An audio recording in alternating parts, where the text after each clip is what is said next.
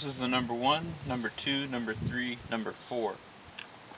This is your distributor cap. There's 3 bolts. There's got one here, and one over here. You just take those bolts off and this will pop off.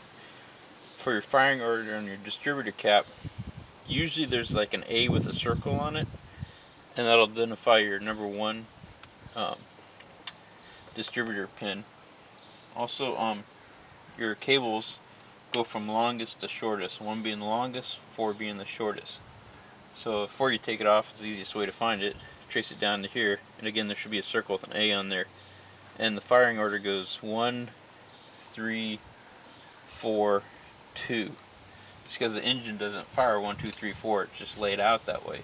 The distributor determines by the rotation, which goes clockwise. The rotor will go 1, 3, 4, and then 2. I think I got that right. Again, you can trace your cables out, but I'm pretty sure that's right. 1, 3, 4, and 2.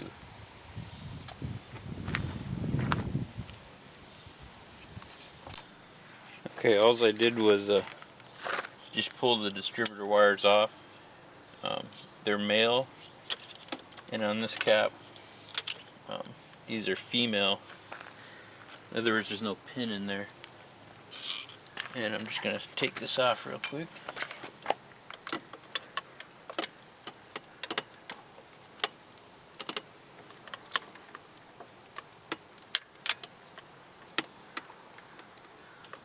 This is probably the hardest one to get to.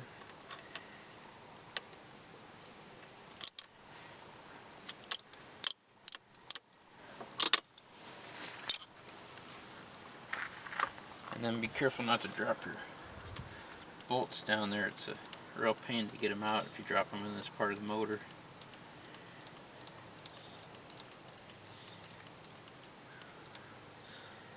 And I'm just going to unscrew this one and this one. I don't think you guys want to sit there and watch me do that. Okay, taking the 3 bolts out. They're 12 millimeter. Now this should just pop right off.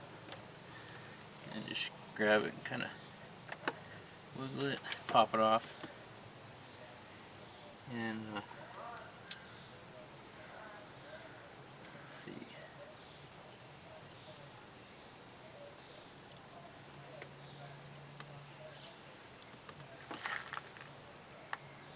I gotta disconnect these connectors here so I can get this off.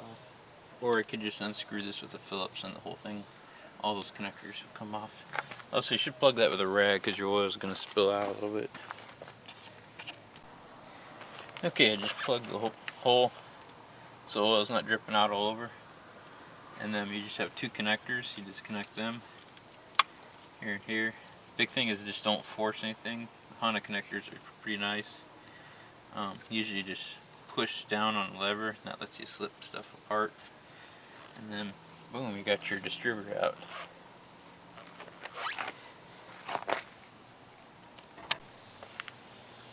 When you're putting one of these back in, this connector here is offset. It's more to one side than the other. And so when you're hooking this up,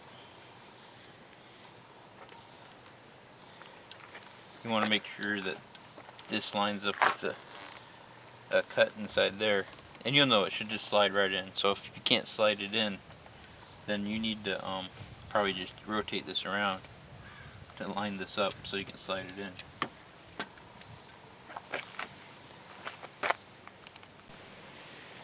So this should just pop right in with very little effort, just forcefully, but it shouldn't resist you. And then you just put in your 3 bolts and rehook up your connectors and put your distributor wires back on. Okay, I've hooked up my connectors. The key things on this is don't force anything. You don't want to break these. I have no idea if you can even buy these if you break them. But I wouldn't want to have to go through that. So just be gentle. Don't force anything. It should go together easily. I put the bolts in. There's 3 bolts. And I didn't tighten them down really tight. I just snugged them so this wouldn't come off. And that's because when I start this, I'm going to adjust it by hand a little bit to get it within idle to where it sounds good, and then I'll do a timing on it. On this particular one, for whatever reason, they usually have an A with a circle on it to show you where spark plug number 1 goes, but this one's kind of apparently a Chinese aftermarket or something. It doesn't have a marking on it. One way you can tell is there's a little circle deal here, and then you got this long beam here, and the one in between that's going to be your number 1.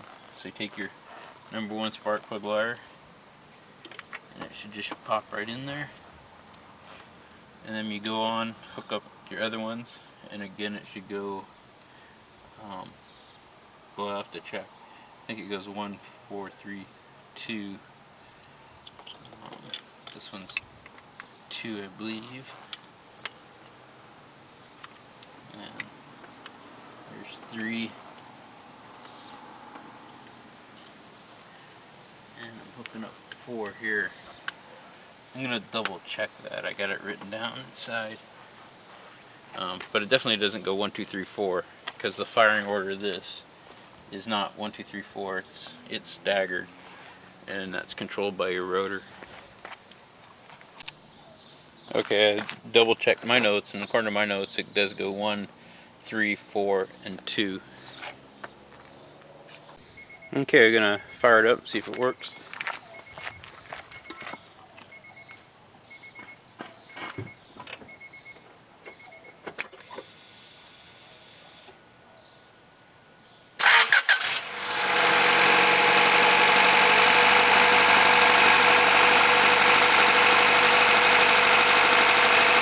Okay, it's running a little fast, and I don't know if I got this loose enough to adjust, but I'm going to give it a shot.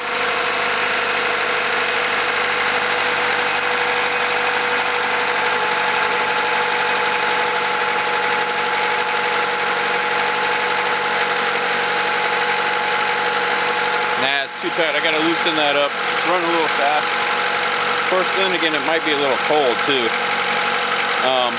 But anyways, it really needs to be timed at this point. Also, when you start the engine, I like to turn it into, just before you start it, let all your lights clear out, and then start the engine. That way you know if you got a check engine light or not, and everything looks to be running good.